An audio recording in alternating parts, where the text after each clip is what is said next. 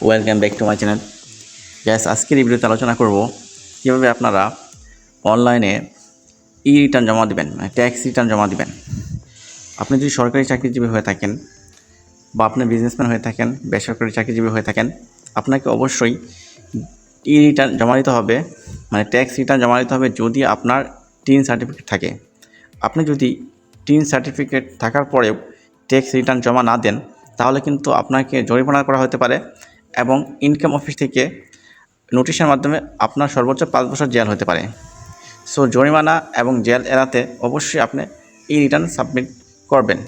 এখন প্রশ্ন হতে পারে যে তাহলে তো আমার অনেক টাকা খরচ হবে, তো আপনাদের 1 টাকাও খরচ হবে না, আপনি জিরো রিটার্ন সাবমিট করতে পারবেন।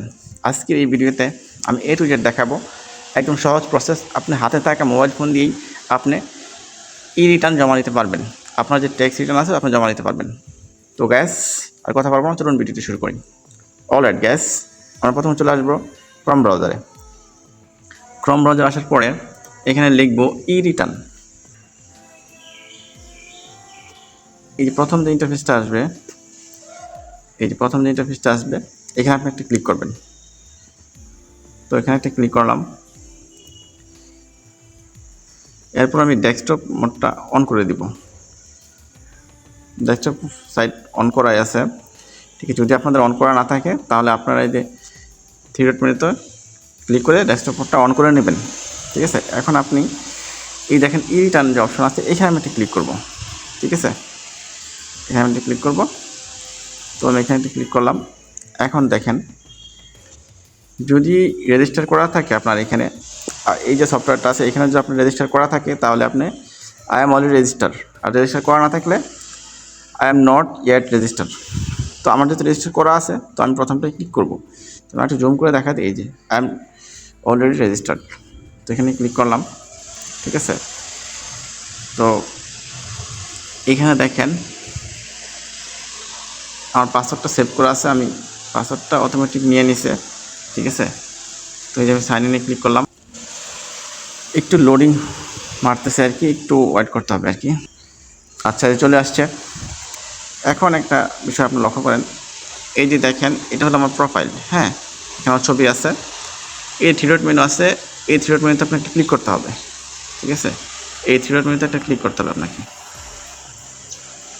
তো আমি এখানে ক্লিক করব, করার পরে দেখেন রেগুলার রিটার্ন, আমি একটু জুম করে দেখাচ্ছি, এই দেখেন রেগুলার রিটার্ন, আবার মার্ক করে দেখা দিচ্ছি, এখানে আপনি বুঝতে সহজ হয়। এখন এই একটা ভিডিও যথেষ্ট, আপনার অন্য কোনো ভিডিও দেখতে হবে না। রেগুলার রিটার্নে ক্লিক করব। ক্লিক করার পরে এখানে দেখেন, এখানে অনেক সময় সেলফ থাকে বা নর্মাল থাকে, যেহেতু আমার এখানে নর্মাল আছে তো নর্মালই থাকবে। 2025-26 আমি রিটার্ন জমা দিব, ঠিক আছে। সো এখানে দেখেন, আচ্ছা আমি একটু মার্ক করে দেখা দিচ্ছি, এখানে যেটা আছে এটাই থাকবে, নর্মাল থাকতে পারে বা সেলফ থাকতে পারে।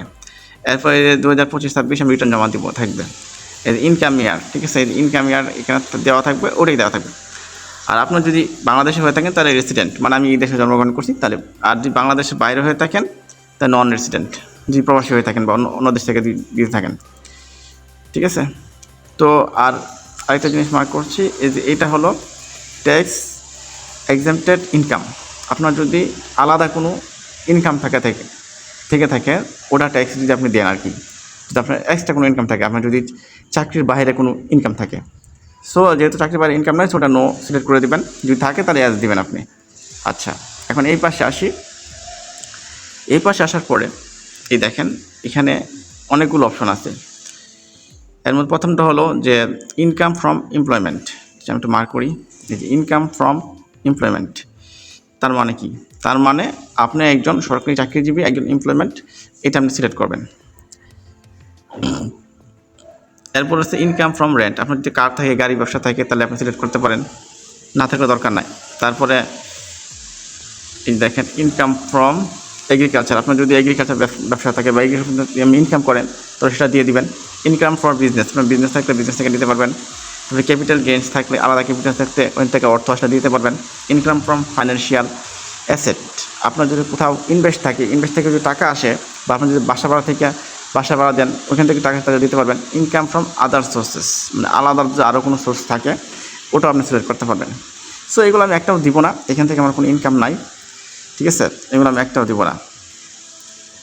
তো আমি এই যে কন্টিনিউ অপশানে ক্লিক করব, ঠিক আছে, কন্টিনিউ অপশানে ক্লিক করব। এই জায়গাটা আমি একটু জুম করি, এই দেখেন এনি আদার এরিয়া, মানে আপনার লোকেশনটা কোন জায়গা, আপনার কোন জায়গা থেকে আপনি ট্যাক্সটা দিবেন, ঠিক আছে। তো এটা আপনি ক্লিক করব, ক্লিক করার পরে ঢাকা নর্থ সিটি হলে আপনি ঢাকা নর্থ সিটি কর্পোরেশন দিবেন, ঢাকা সাউথ সিটি হলে ঢাকা সাউথ সিটি কর্পোরেশন দিবেন, আদার সিটি কর্পোরেশন হলে আদার দিবেন, মানে ঢাকার বাইরে অন্য অন্য সিটি হলে সেগুলো দিবেন, নর্থ এবং সাউথ বাদে আর কি। আর যদি এনি আদার এরিয়া মানে নর্থ সাউথ সব বাদ, ঠিক আছে, ঢাকার বাইরে শুধু কথা ঢাকার বাইরে, তাহলে এনি আদার এরিয়া দিবেন, যেমন আমি এনি আদার এরিয়া দিচ্ছি, ঠিক আছে। এরপরে বাকিগুলো আপনার কোনো কিছু দেওয়ার প্রয়োজন নাই। দেখেন এইখানে যে অপশনটা আছে ট্যাক্স রিবেট, মানে ট্যাক্স রিবেট থেকে আপনার ইনকাম হয়ে থাকে আর কি। যেহেতু আমার এখানে কোনো ইনকাম নাই, তো আমি এটা নো করে দিচ্ছি, ঠিক আছে, নো করে দিচ্ছি। এটা জুম করে দেখা দিলাম। আচ্ছা ইয়েস, আচ্ছা এই যে দেখেন, যদি আপনার এই রিকোয়ারমেন্টস আইটিও বি রিকোয়ারমেন্টস, এটার হিসাবটা হলো যে এই দেখেন গ্রোস ওয়েলথ ওভার, মানে 50 লাখ টাকা যদি কোথাও আপনার ইনভেস্ট থাকে 50 লাখ টাকার উপরে, না আমার ইনভেস্ট নাই, তো আমি এটা নো করে দিব, ঠিক আছে, সেটা আমি নো করে দিলাম। এরপরে আপনার যদি কোনো কার থাকে আর কি, ওনার কার, আপনার কার থাকলে ইয়েস করে দেবেন, তো আমার কার নাই। তো এই যে ওন অফশোর প্রপার্টি, আমার কোনো প্রপার্টি নাই, মানে কোনো ফ্ল্যাট নাই, বা আমার কোনো শেয়ার হোল্ডার নাই, কোনো কোম্পানি নাই, ঠিক আছে, শেয়ার হোল্ডার ডিরেক্টর বা কোনো কোম্পানি বা কোনো শেয়ারও নাই। আমার এই যে হাউস প্রপার্টি, কোনো বাড়ি নাই, ঢাকা শহরে কোনো বাড়ি নাই, নো, ঠিক আছে, তো একটা আমার নাই। তো আমি এই যে সেভ অ্যান্ড কন্টিনিউ ক্লিক করে দিব। আচ্ছা সেভ অ্যান্ড কন্টিনিউ ক্লিক করলাম। এখন যে ইন্টারফেসটা আসছে এটা দেখেন, employee type government pay scale payment show, ঠিক আছে। এখানে আমি দেখেন যদি এই private other and government pay scale, আমি যে টাকাটা নিই এটা তো আমি আইবাস থেকে বেতন নিই না, আমি আইবাসের বাইরে বেতন নিচ্ছি, ঠিক আছে। প্রাইভেট আদার দেন গভর্নমেন্ট পে স্কেল, মানে আমি যে টাকাটা নিই এটা আমি আর আলাদা প্রাইভেট ব্যাংক থেকে নিচ্ছি, ট্রাস্ট ব্যাংক থেকে নিচ্ছি, ঠিক আছে। তো এখানে আমি গভর্নমেন্ট স্কেল পেমেন্ট থ্রু বা আইবাস আমি সিলেক্ট করবো না, একটু মার্ক করে দেখা দিচ্ছি। এই যেটা হলো আইবাস, যারা আপনার আইবাস থেকে বেতন নেবেন তারা এটা সিলেক্ট করবেন। আর যারা আইবাসের বাইরে, যেমন সেনা সদস্য যারা আছে, যেমন আমি সেনা সদস্য, সেজন্য আমি এটা সিলেক্ট করলাম। আচ্ছা নেম অফ দ্য এমপ্লয়মেন্ট, ঠিক আছে, এখানে যে এমপ্লয়ার আছে তার নামটা আপনি এখানে আপনার মানে যে অফিসে জব করেন সেই অফিসের নামটা এখানে লিখবেন। সো আমি এখানে লিখে দিচ্ছি।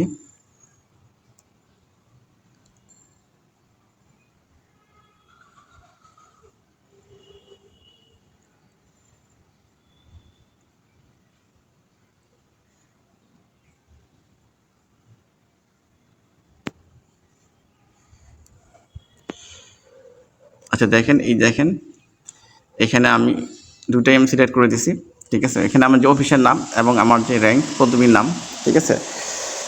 এই দেখেন বেসিক স্যালারি, ঠিক আছে, এটা আপনারা স্যালারি অ্যাকাউন্টটা নেবেন, নিয়ে এটা আপনারা অবশ্যই এটা করবেন। পুরা বছর যে হিসাবটা সেটা দেবেন, যেমন বেসিক স্যালারি আপনার কত, আপনার যত বেসিক হবে সেটা পুরো বছর হিসাবটা এখানে বসায় দিবেন, ঠিক আছে। এরপরে হাউস রেন্ট অ্যালাউন্স, ঠিক আছে, মানে আপনার বাড়ি ভাড়া কত পান ওটা পুরো বছরের বাড়ি ভাড়া কত আছে এটা এখানে বসাবেন। এবার মেডিকেল অ্যালাউন্স, আপনার পুরো বছরে প্রতি মাসে তো একটা মেডিকেল অ্যালাউন্স পান আপনি, তো পুরো বছরে 12 মাসে কত হবে এটা এখানে বসায় দিবেন। এটা হচ্ছে কনভেনশন অ্যালাউন্স, মানে আপনি একটা বিশেষ ভাতা পান সরকার থেকে, সেটা যত টাকায় হতে পারে, আপনার 3,000 5,000 10,000, ওই ভাতাটা এখানে বসায় দিবেন। ফেস্টিভ্যাল বোনাস, আপনি বছরে 2টা বোনাস পান, ওই বোনাস এটা এখানে বসায় দিবেন। এবং পহেলা বৈশাখী ভাতা সহ 2 ঈদের এবং পহেলা বৈশাখী ভাতা সহ বসায় দিবেন। ওকে, তো আমি এটা ফিল আপ করে আপনার দেখাচ্ছি। তো গাছ বেসিক স্যালারিটা আমি এখানে বসায় দিচ্ছি। এখানে আমার হলো 1,81,440, এটা হলো বেসিক স্যালারি। এরপর এটা আমি মেডিকেল ভাতা, হাউস রেন্ট যেটা আমি বাসা ভাড়া যেটা পাই আর কি, হাউস রেন্ট ওটা আমি দিচ্ছি। তো আমি বাসা ভাড়া যেটা পাই আর কি 91,920। তারপর হচ্ছে মেডিকেল অ্যালাউন্স যেটা সেটা আমি দিচ্ছি তো মেডিকেল অ্যালাউন্স হলো 18,000। এরপরে এখানে বিশেষ যে ভাতাটা আছে, সরকার যে বিশেষ ভাতা দিচ্ছে সেটা আমি এখানে দিচ্ছি 27,120। ঠিক আছে, এই ফেস্টিভ্যাল বোনাস এটা আমি দিচ্ছি। তো ফেস্টিভ্যাল যেটা আর কি, যেটা উৎসব আর কি, ঈদ বোনাস টোনাস আর কি, এটা আমার এখানে 55,000।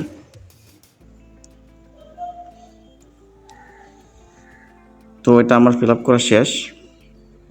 বাকিগুলো আমার নাই, আমার কোনো রেন্ট কার্ড নাই, যেমন আমি মার্ক করে দেখা দিচ্ছি।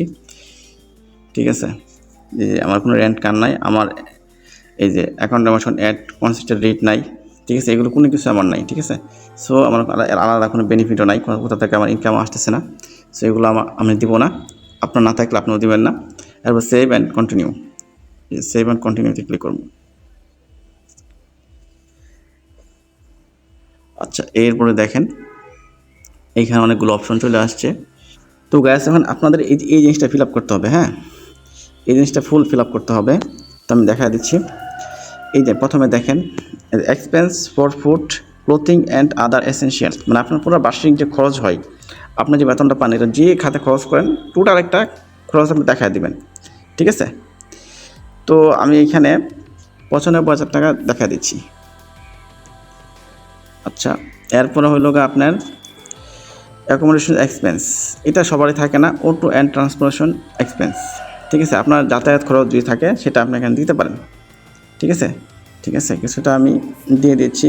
ধরেন আমার প্রায় 10,000 টাকা যাতায়াত খরচ, 10,000 না, আমি এখানে প্রায় 8,000 টাকা, এখানে 8,000 টাকা যাতায়াত খরচ। তারপর যে হাউস অ্যান্ড ইউটিলিটি এক্সপেন্স, মানে এখানে কোনো আপনার যদি কোনো বিল টিল থাকে, ইলেকট্রিসিটি তো অবশ্যই আছে, আমার 5,000 টাকা ইলেকট্রিসিটি বিল যায়। ঠিক আছে, 5,000 টাকা আপনি দিয়ে দিবেন। আচ্ছা, এরপরে কি বলছে, গ্যাস বিল এরকমই আসে, 5,000ই আসে। এরপরে দেখেন, এরপরে আছে ফোন, ইন্টারনেট, টিভি, এখানে আপনি আর 3,000 টাকা দিয়ে দিতে পারেন। সো এইগুলো তো প্রত্যেকটা মানুষেরই লাগে, এগুলো দেখাবেন। ঠিক আছে, 3,900 দেখাইলাম। এরপরে দেখেন হোম সাপোর্ট, বা আপনার যদি কোনো চাকরি মানে কোনো কর্মচারী থাকে তার বেতন দেন, তাহলে এটা এখানে দিতে পারেন। সো যেহেতু আমার কোনো কর্মচারী নাই, ঠিক আছে, সো এটা আমি এখানে দেখালাম না। এখানে দেখেন টোটাল খরচ, টোটাল যে অ্যামাউন্ট এক্সপেন্স, যেটা আমার টোটাল যে খরচটা হয় সেটা এখানে দেখাচ্ছে 1,16,900। ঠিক আছে, সো 1,16,900 টাকা এখানে দেখাচ্ছে, এই টোটাল অ্যামাউন্টটা এখানে দেখাচ্ছে। তো এটা এখানে আপনারা সেভ অ্যান্ড কন্টিনিউ ক্লিক করবেন। এটা কিন্তু এই যে এক্সপেন্সিভ, ঠিক আছে, এই জিনিসটা খেয়াল রাখবেন, এক্সপেন্ডিচার মানে স্টেপ বাই স্টেপ জিনিসটা খেয়াল করবেন। তো আমি সেভ অ্যান্ড কন্টিনিউতে ক্লিক করব। এই যে দেখেন সাকসেসফুল, ডাটা সেভ সাকসেসফুল। এরপর দেখেন এখানে অপশন চলে আসছে, এইখানে আমার টোটাল, আচ্ছা এখানে দেখেন টোটাল যে আমার অ্যামাউন্টটা আসছে, টোটাল যে খরচটা আসছে, এই দেখেন 2,56,580 টাকা। ঠিক আছে, এটা কিন্তু আমার টোটাল খরচ আর কি, যে আমার যে এই ডিফারেন্স যে খরচটা আসছে আর কি। ঠিক আছে, তো এইখানে দেখেন এখানে সব কিছু আপনি দিতে পারবেন। আপনার যে যদি এটা কোনো টাকা লস হয়ে থাকে, তাহলে এই যে লস ডেডিকেশন একটু মার্ক করে দেখা দিচ্ছি, এই যে লস হলে আপনি এই যে এখানে লস হলে একটু মার্ক এটা দিয়ে দিতে পারবেন। কোনো গিফট পেয়ে থাকলে এটা দিতে পারবেন। ঠিক আছে, আপনার এখানে আরও অনেকগুলো আদার কোনো টাকা সোর্স থাকলে এটা আমি ফিল আপ করতে পারবেন। ঠিক আছে, তো আমি এগুলো আর ফিল আপ করতেছি না, এগুলো যেভাবে আছে সেভাবেই থাকবে। ঠিক আছে, তো এটা আমি সেভ অ্যান্ড কন্টিনিউ ক্লিক করব।